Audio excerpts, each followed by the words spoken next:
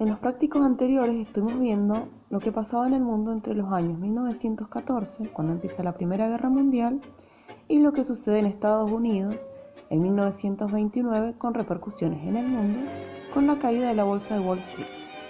Ahora nos toca conocer lo que sucedía en nuestro país.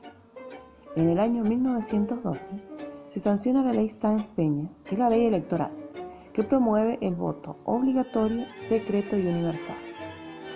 Pero era universal entre comillas, ya que en ese momento solo los hombres tenían derechos políticos. Las mujeres no tenían derecho a votar ni a ejercer puestos políticos. Las elecciones presidenciales, bajo las normas de la ley Sáenz-Peña, se realizan en 1916. Los conservadores, que desde 1880 controlaban mediante el fraude y otros mecanismos el gobierno del país, estaban convencidos que iban a ganar las elecciones. Pero esto no fue así.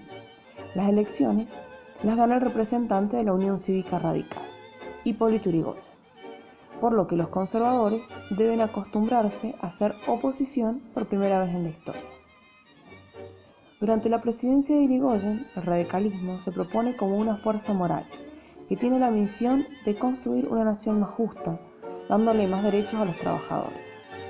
Esto provoca resistencia por parte de los conservadores, que no debemos olvidar que eran, además de la antigua casta política, los propietarios de grandes estancias, mataderos y frigoríficos, que no tenían intenciones de atender a las demandas económicas y sociales de los obreros. Recordemos que entre 1914 y 1918 se lleva a cabo la Primera Guerra Mundial en Europa.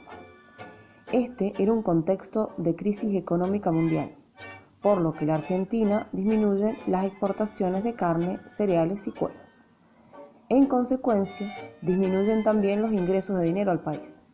A su vez, aumentan los precios de los productos importados que consumía gran parte de la población. Los trabajadores comienzan a reclamar aumentos salariales para poder comprar estas cosas que necesitaban para su vida diaria, que acá no se fabricaba. Hacia finales de 1917 estalla en Córdoba el movimiento de reforma universitaria.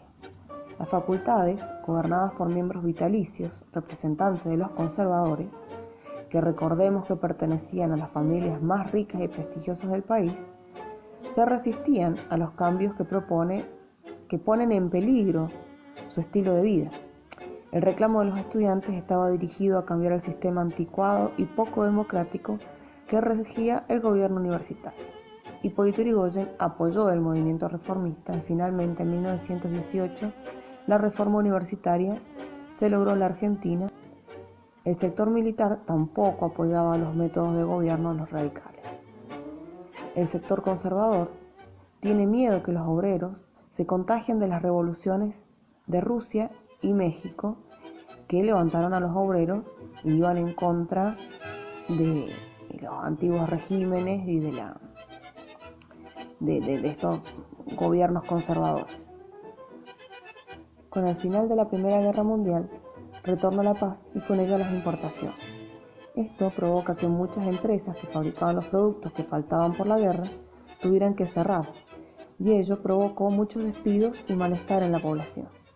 En 1919 hubieron situaciones violentas entre los obreros, entre ellas la Semana Trágica, que es provocada por una huelga de los trabajadores de la fábrica Bacena, de una metalúrgica, que es reprimida y matan un montón de obreros. Unos días después hacen el funeral, donde van con los cajones en una marcha, y también los reprimen y muere otro montón de gente más. Después, en 1921 y 1922, en la Patagonia hay huelgas porque los obreros trabajaban en condiciones terribles. Trabajaban muchísimas horas y con malos sueldos, sin comida. Estos trabajadores se manifestaron y fueron reprimidos violentamente, y muchos de ellos que se entregaron y no pusieron resistencia, los fusilaron. Estos hechos son conocidos como la Patagonia Trágica. uno de los tantos hechos sangrientos e injustos de la historia argentina. En 1922 se terminaba el mandato de Hipólito Yrigoyen y su sucesor político fue Marcelo T. de Alvear, miembro de una de las familias más prestigiosas de la Argentina y militante de la Unión Cívica Radical desde sus inicios.